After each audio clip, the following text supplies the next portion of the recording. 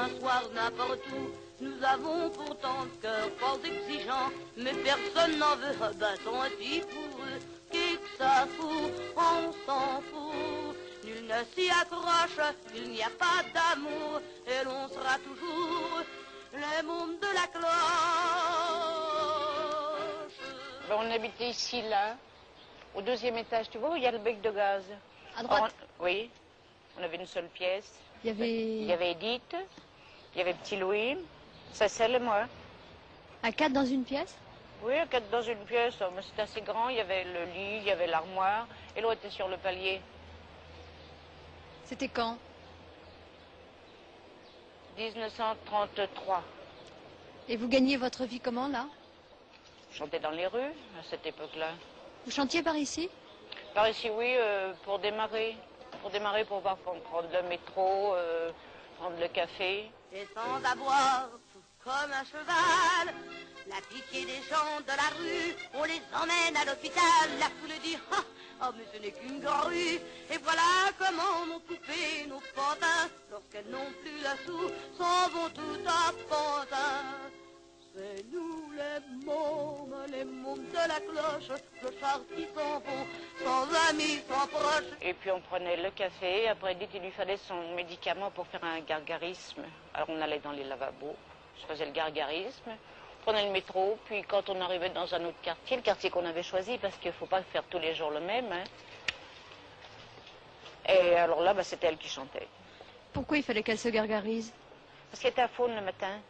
Tout le temps? Tous les matins, oui. Toute sa vie? Quand elle se réveillait. C'est parce qu'elle avait trop chanté la veille? Ou elle avait trop chanté, ou elle avait eu froid, ou... Ça, je ne sais pas exactement.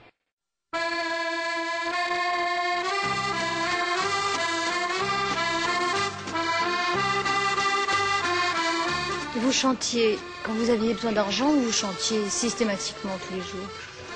C'est-à-dire systématiquement, on avait besoin d'argent. Alors, on était bien obligé de chanter. On faisait une rue, on le dépensait. À quoi? À quoi? Aller au restaurant, au cinéma, acheter des vêtements pour la petite. Quand on sortait de là, on n'avait plus de sous, il fallait faire une autre rue. Vous gagnez combien par jour? Oh, par jour, une rue faisait environ, à l'époque, 100 francs. Il faut bien compter 1h30 quand même pour la faire.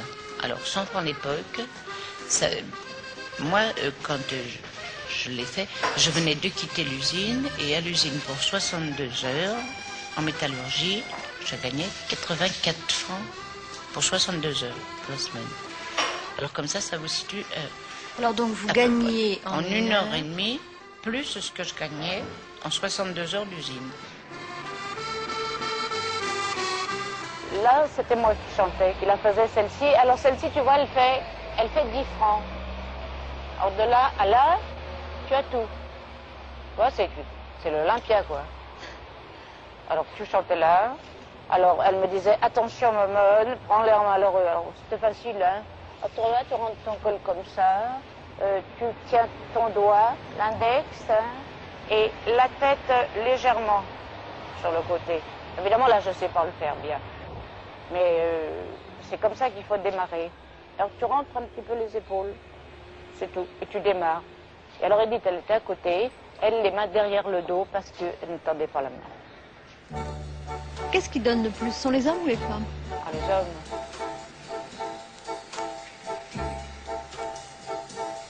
Et alors la personne qui vient, il ne faut pas la cracher les yeux. Si c'est une bonne femme, on peut encore la laisser passer. Mais un bonhomme, jamais. Il n'ose pas passer à côté de vous. Et il est tellement gêné quand on le fixe, il fouille dans sa poche, il a toujours une pièce. Toujours. Ça c'est automatique. Moi, j'ai toujours gagné avec ce truc-là. Est-ce que ça marchait mieux quand il y avait la petite avec vous? On vous donnait plus? Pas tellement. Il ne faut pas croire qu'un enfant, ça apitoie. Elle avait quel âge? Oh, elle était grande. Déjà, elle avait 5-6 mois, à peu près.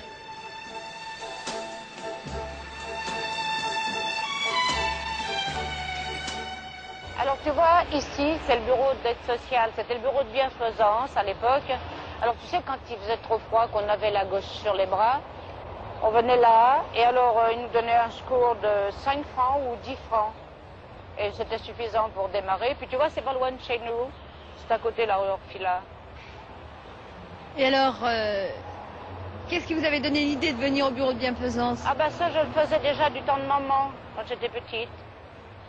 Et on vous demandait quelque chose? On vous donnait de l'argent comme ça? Non, un certificat de domicile, c'est tout. Et on vous donnait de l'argent? On donne de l'argent à chaque fois, oui. Ou alors quelquefois, ce qui était plus vache, on ne peut pas prendre le métro avec ça. On donnait des bons de lait ou des bons de pain. Enfin, on arrivait toujours à les revendre. Il n'y a pas de printemps le long de ma vie. Je ne crois pas au calendrier. J'ai beau faire des économies, par l'instant je peux jamais me le payer. Le mois de mai passe et m'oublie, et le bonheur en fait autant. C'est que je suis pas assez jolie, mais dans ma vie il n'y a pas de printemps. Bonjour, ça va? Oui, et vous? Oui, ben mets-toi à la fenêtre. Approche-toi. Voilà. Hein? Approche-toi, comment ça va? Ah bon? Ça va, la grippe? Ça la grippe? Ah oui, ouais. Ça va. Ça fait du bien un petit coup de soleil, hein, bon. Ouais. Oui. Mais c'est pas, moi, je suis pas si Berto, moi, pourtant. Vous avez vécu ici? Oui, j'ai vécu ici. C'est d'ailleurs la dernière maison que j'ai faite avec mes parents. Et c'est ici qu'Edith a fait le papier à ma mère. Elle m'a vendu pour 15 francs. Logé, nourri, blanchi. Voilà. Edith a fait le contrat ici, dans cette loge. L'idée était de qui? Oh, c'était de nous deux, mais enfin, la mère, elle voulait surtout un papier. Et c'est d'ici que je suis partie avec Edith. Vous reveniez de temps en temps? Quelquefois au début, après, moins. Vous lui avez donc pas rapporté toujours les 15 francs? Pas tous les jours, non. Vous chantiez par ici? Par ici, ben, c'est-à-dire, pour chanter dans la rue, il faut choisir les quartiers aussi, parce que le samedi et le dimanche, il faut choisir plutôt les quartiers ouvriers. C'est préférable. Et puis alors la semaine, on fait les beaux quartiers. Surtout les rues, comme ça, c'est meilleur. C'est meilleur que les cours, les rues? Oui, on faisait les cours quand c'était proche d'un commissariat, mais quand le commissariat était loin, alors là, on faisait les rues. Mais on se renseignait d'abord à la sortie du métro, on rencontrait un flic, on disait bonjour monsieur l'agent, où est le commissariat? Et à l'endroit où il nous disait, et on allait à l'opposé. Des murs qui se lézardent, un escalier étroit, une vieille mansarde, et me voilà chez moi. Un lit qui se gondole, une table de guingois, une lampe à pétrole, et me voilà chez moi. Mais le soir quand le cafard me pénètre, et que mon cœur est par trop malheureux, j'écarte les rideaux de ma fenêtre, et j'écarquille les yeux. De l'autre côté de la rue, il y a une fille, une belle fille, qui a tout ce qu'il lui faut et même le superflu. De l'autre côté de la rue, elle a de l'argent, des bijoux, des voitures, des vases en soie, des maisons, des fourrures. Ça marchait? Ah oui, ça marchait toujours. De toute façon, avec Edith, ça marchait toujours. C'était le plus grave, c'était quand c'était moi qui chantais, parce que alors vraiment, je sais pas chanter, ça c'est pas possible. Ça c'est pas possible tellement je chante faux. Qu'est-ce que vous chantiez? Oh, un peu de tout, hein. Un peu de tout, les mômes de la cloche. Allez-y, allez-y, chantez un peu. Que je sais pas chanter, moi. Allez-y. Allez-y. C'est tellement mauvais. Allez-y. Tu crois? C'est nous les mômes de la cloche, clochards qui s'en vont sans un rond en poche. C'est nous les paumés, les purettes paumées qui s'en vont dormir le soir n'importe où. Ah ouais, c'est mauvais. C'était agréable de voir les fenêtres s'ouvrir. Ah oui. C'est surtout agréable, c'est d'entendre les pièces tomber. Et puis alors, à l'intérieur, dans des petits papiers, ils demandaient souvent des titres de chansons. Et on connaissait le répertoire Tino Rossi.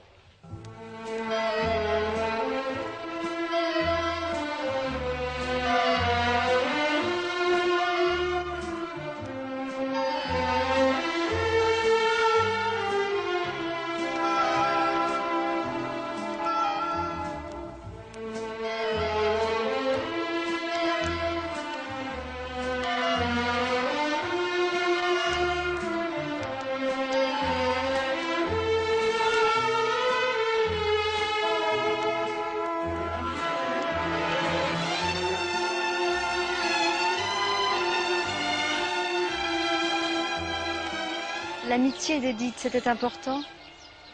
C'était tout. L'amitié, c'est la chose la plus formidable qui puisse arriver. C'était fort. C'était pas l'amitié de tout le monde. C'est une amitié complète, totale. Et avec moi, ça a été différent. Quand elle a perdu sa petite, je suis devenue son enfant. Et moi, dans un sens, j'avais pour ainsi dire une mère à mi-temps. Et Edith devenait et ma sœur, et ma mère, et ma demi-sœur, et ma tante. Et c'était toute une famille en un seul personnage. Elle en avait besoin. Elle en avait besoin et j'en avais besoin aussi. Et à toutes les deux, c'était bien comme ça.